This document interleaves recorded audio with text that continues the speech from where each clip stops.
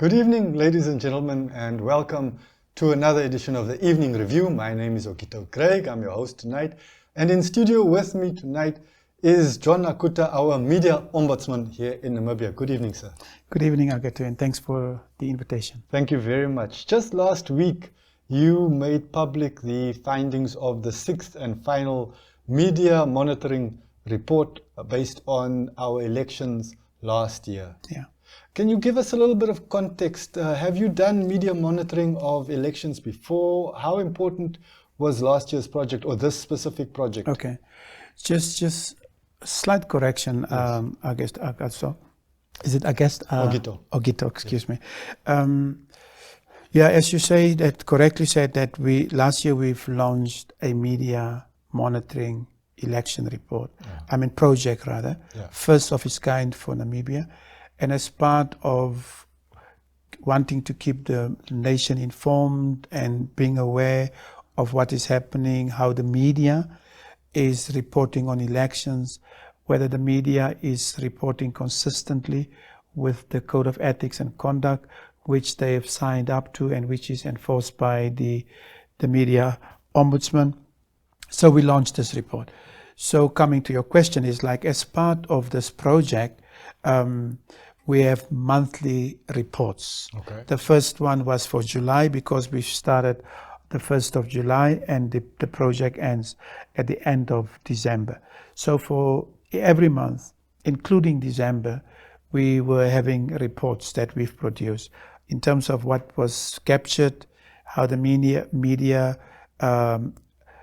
the coverage on political parties and candidates. But before the elections, we remember the period of reportage is from the 20th. The first one was from the 20th of July until the 20th of August. My mathematics are now not correct. We started on the 1st of July. So yes, so the first one was 20th of July until the 20th of August. So we've have that one. So we also had then to have the one for December. Yes. The last one, the sixth one, was the 20th of November until the 20th of December to capture the few days before the elections, Yes. as well as the elections, as well as the post-election phase. So what we've launched last week was basically report number 6. Yeah. So it is not yet the final report. Okay. The final report will basically be a consolidation of all the 6 reports. Yes. And then the idea is then to capture the trends, the lessons learned, as well as coming up with actionable recommendations for both journalists, the political parties, and even policymakers in terms of the media space, and of course the EFN and other editors. So the final report would hopefully be launched. The idea is somewhere next month. Then we would produce, so this is what we've done, this is what we captured, these are the trends, these are the lessons learned, and so forth. Excellent, excellent. So it's quite encompassing. And I noticed from the tagline, from headlines to hashtags, it's also not limited to traditional media. Very much so. Yes, you're very, remember the Code of Ethics for Namibia is very unique. It is capturing media in its broader spectrum. It's like, of course, print, broadcast, and online. And that's hashtag Notion comes in with, we are also monitoring what happens online under this project. But there's a caveat to that. Mm-hmm. Of course, the media ombudsman does not have a mandate and jurisdiction over the whole social media space. Yes. So ours is basically just say your media house is having a presence, an online presence, and of course being a member of the EFN, so the media ombudsman would then have jurisdiction over that social page, be it Facebook or Twitter X, whatever the case may be. So it's in that context. Okay, yeah. okay. Yeah. You mentioned ethical obligations. Could you elaborate a little bit? What are the accepted ethical obligations of the media? What should we expect? Right. The code of ethics that is being enforced by the media ombudsman, one of its opening clauses is to say that the Namibian media must report professionally, objectively, neutrally, and of course ethically.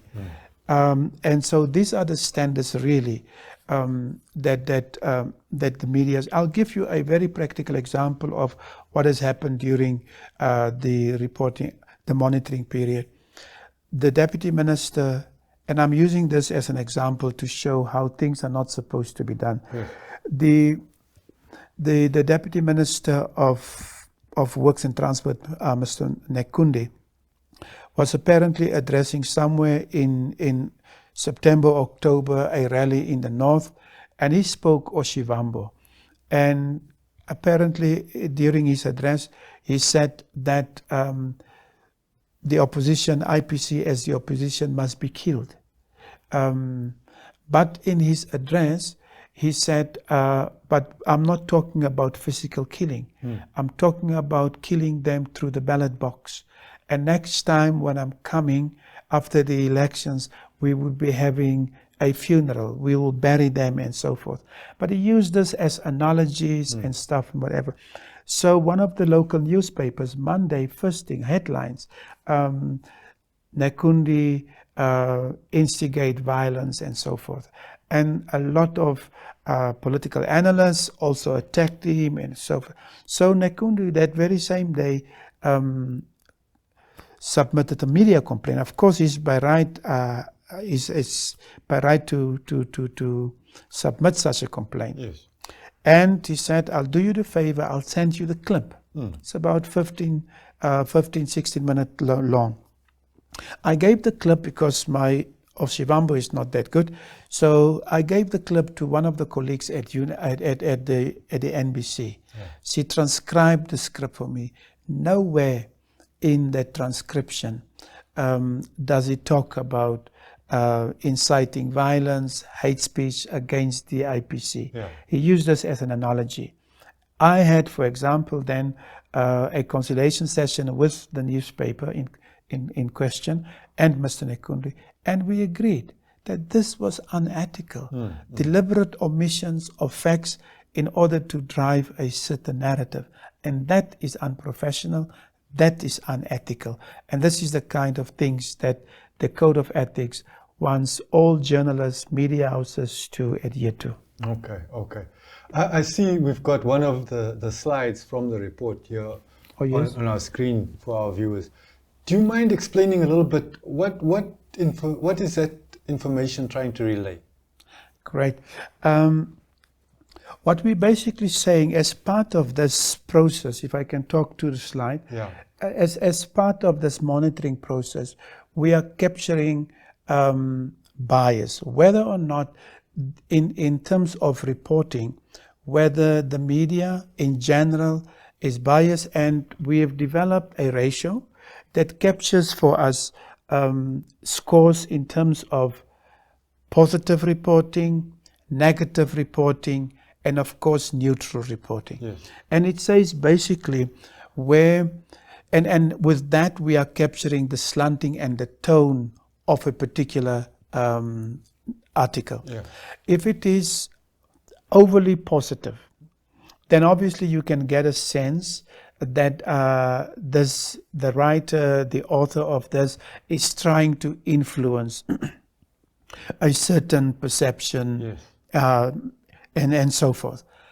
And of course, if the rating is very high, as I'm trying to say, then it presupposes a overly positive reporting on this particular political party or candidate. Yeah. The opposite is true. Yeah. If it is again very low, if the rating is very low, then it means that it is a negative reporting, and obviously also very negative. But what we've seen if she can just bring it back, if he wants to. But anyway, what we've seen through this reporting is that for the whole period, we can't say that any of the political parties or even the political candidates were overly positively reported on. Okay. Similarly, no one was overly negatively reported on. So most of the parties, if not all, not even most, all the parties receive really neutral reporting. Excellent. And that is exactly what we want. Yes. Because neutral reporting means that as a media house, as a journalist, as a reporter, you didn't take a specific position with regard to a political party and or a political candidate. And this is what we said. And in that regard, the media really has done very good in this case. Excellent, excellent. And on that positive note, we're going to break for a little bit of advertising, which pays the bills. But stay with us here on the Evening Review. We'll be back with more details soon. Thank you.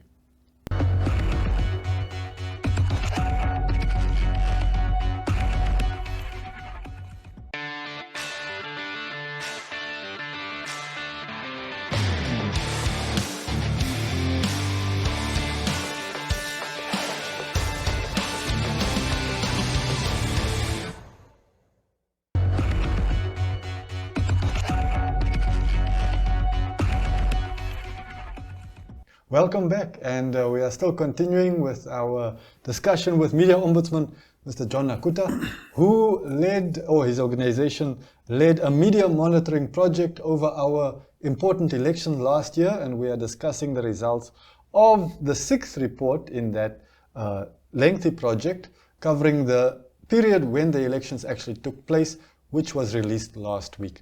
One of the issues highlighted in the report was about coverage online and in traditional media. Perhaps that slide can be brought up, party coverage by platform. Can you elaborate a little bit for us? What are we seeing there? What are the results there? Right. The very last part is relating to the very last part of the election period. Okay. It's like if you, I can't see so far, but I think the first one is Twitter, isn't it? Yeah. It's twitter.com, and then the next one is Facebook. Yeah. So basically what we said, a lot of parties has, in addition to the print, also obviously moved online.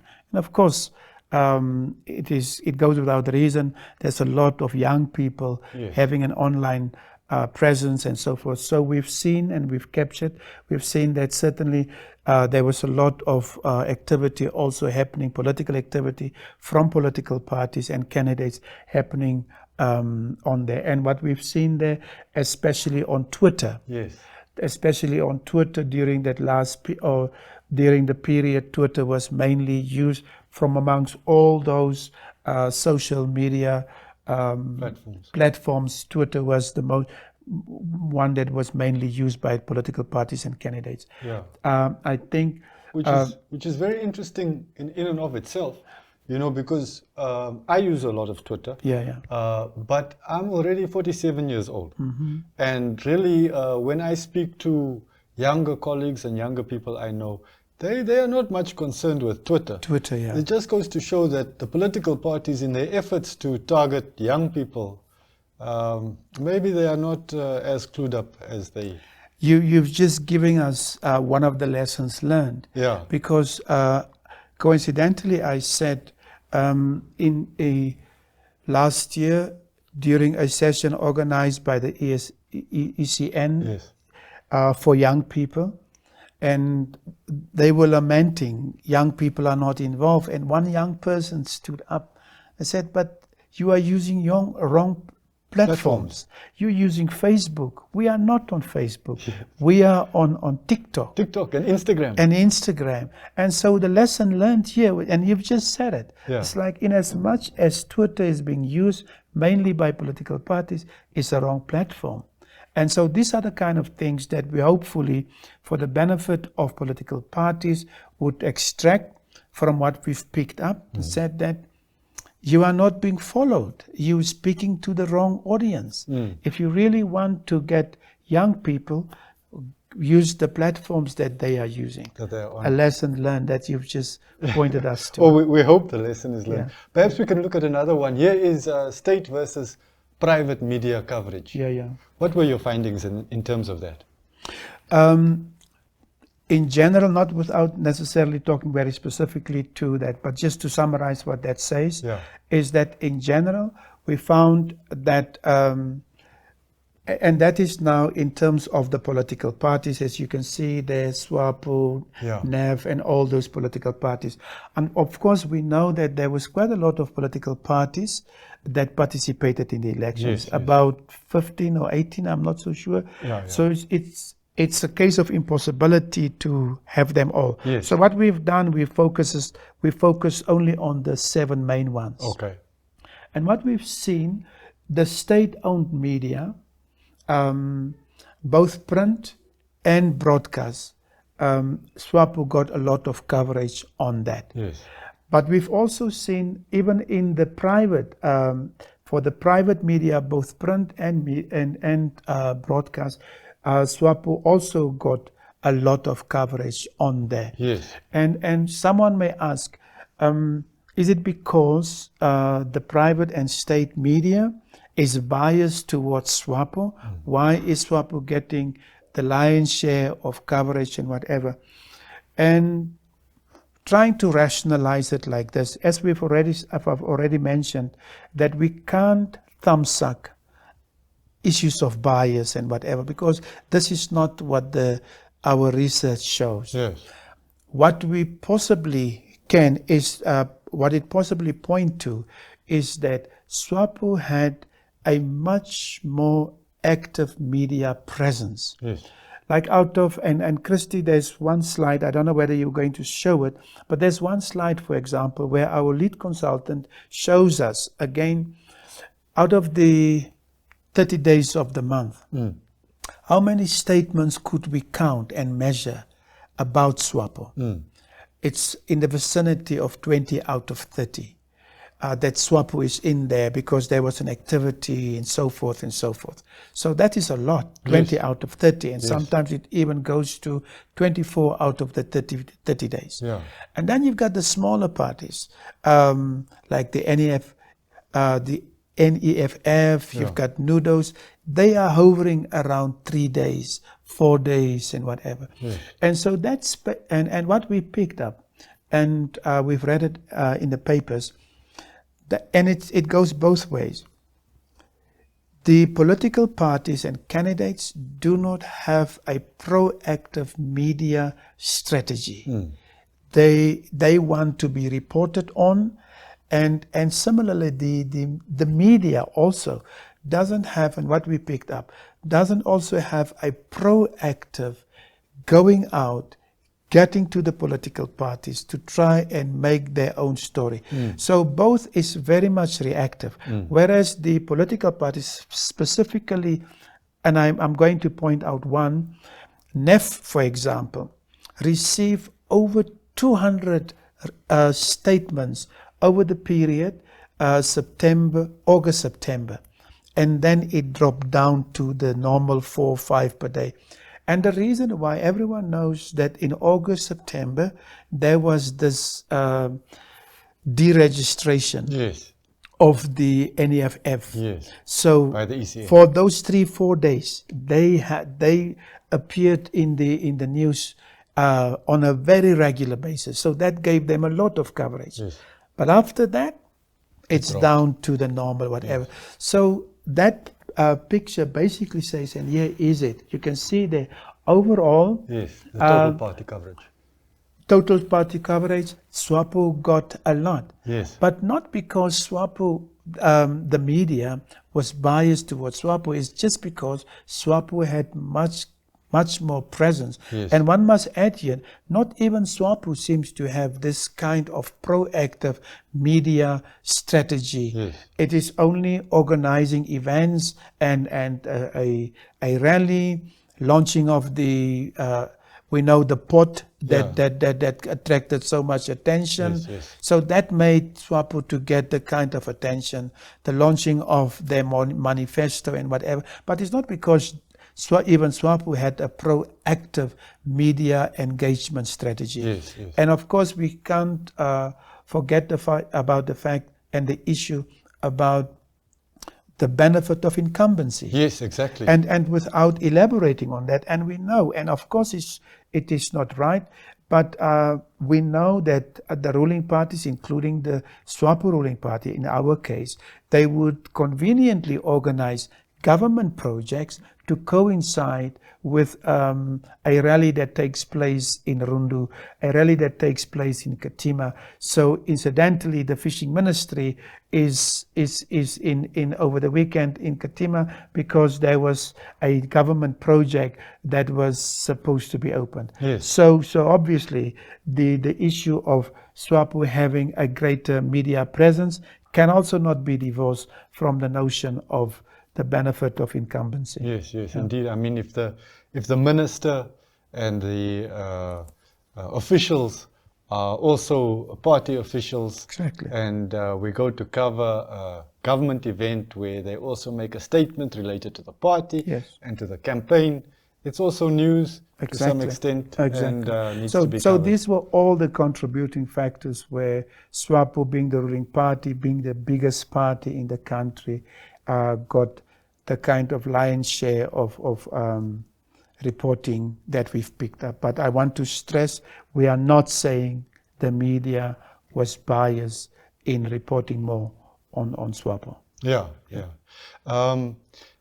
Let's talk a little bit more about media bias as it manifests worldwide. What are the dangers that citizens can look out for and spot, and so that they know that this one, it's perhaps not to be trusted? Yeah.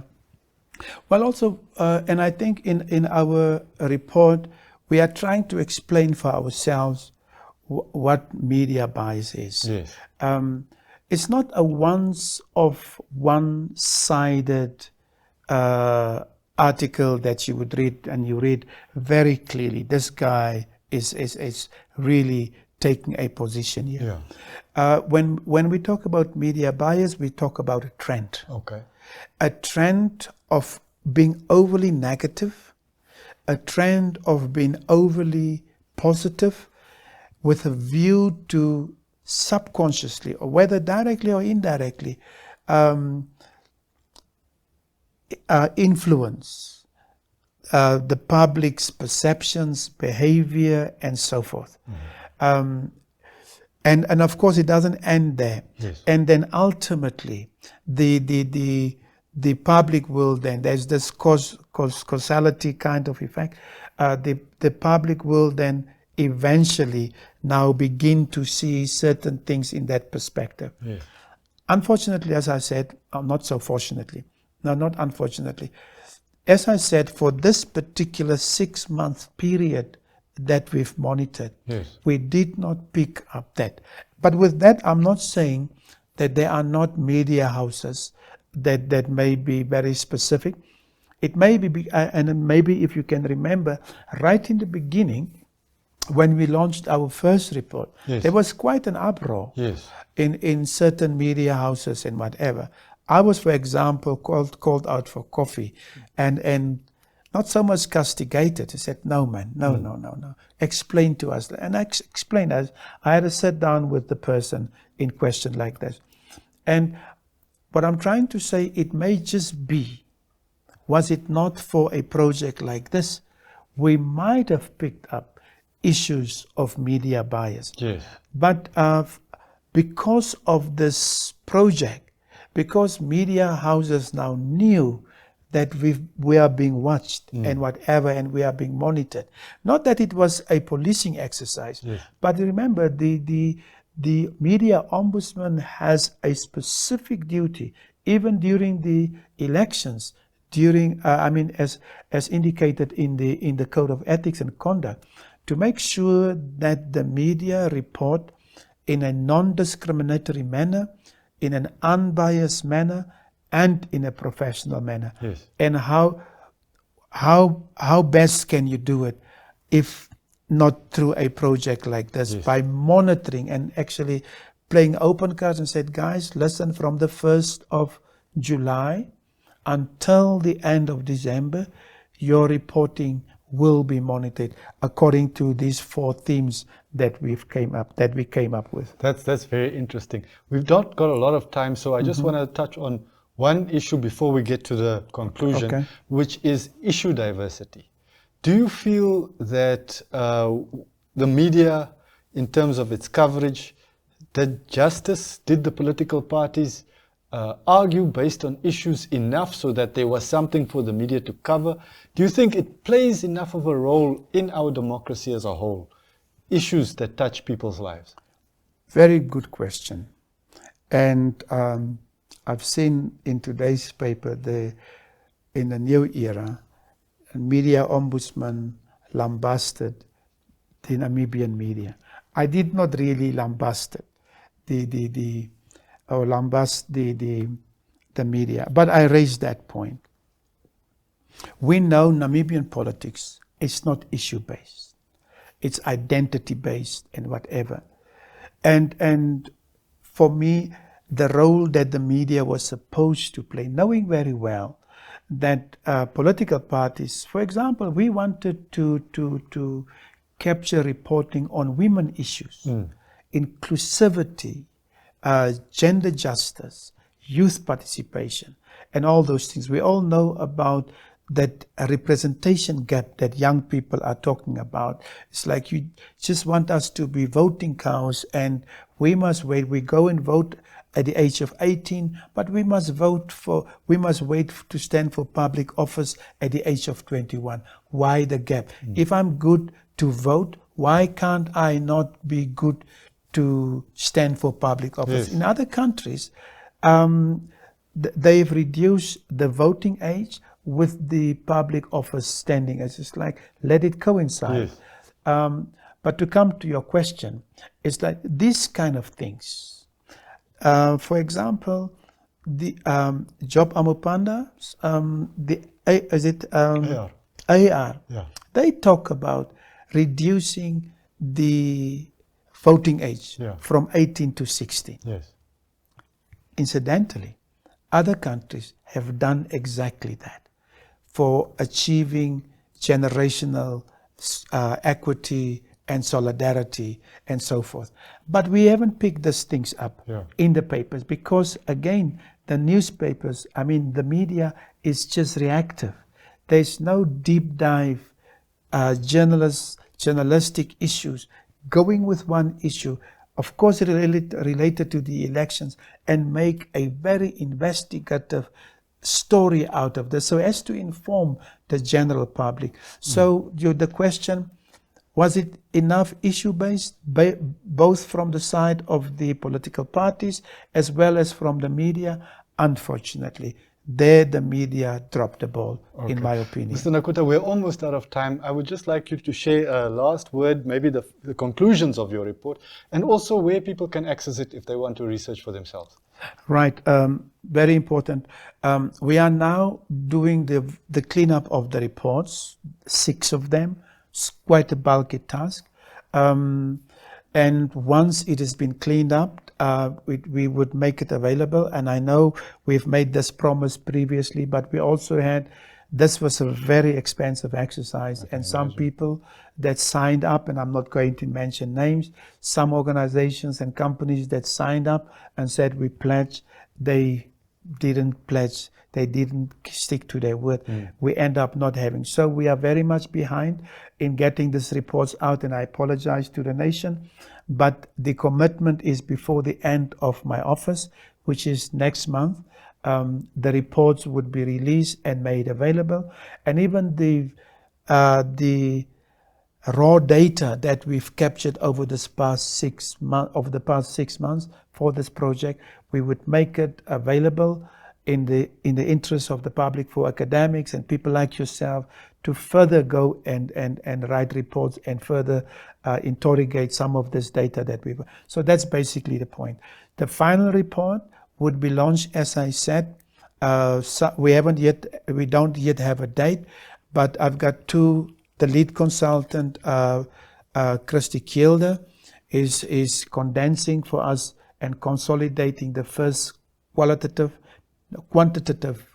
part of the report which he dealt with. And then I've got a colleague from NAST, Dr. Philip Santos, that is capturing the parts that we've picked up in terms of gender and elections, youth and elections, the ECN as the electoral management body, and then lastly on issues on mis and disinformation. So by runabout mid next month, we would probably have the final report ready and launched, and you will be involved. Thank you very much. And thank you all at home and wherever you have joined us from. Thank you for joining us on the Evening Review. There'll be another review tomorrow with another guest, so please join us again. And do follow this space. As you can see, there's a lot of interesting information. Thank you very much, Mr. Nakuta. Thank you very much. Thanks for the invitation. Good night.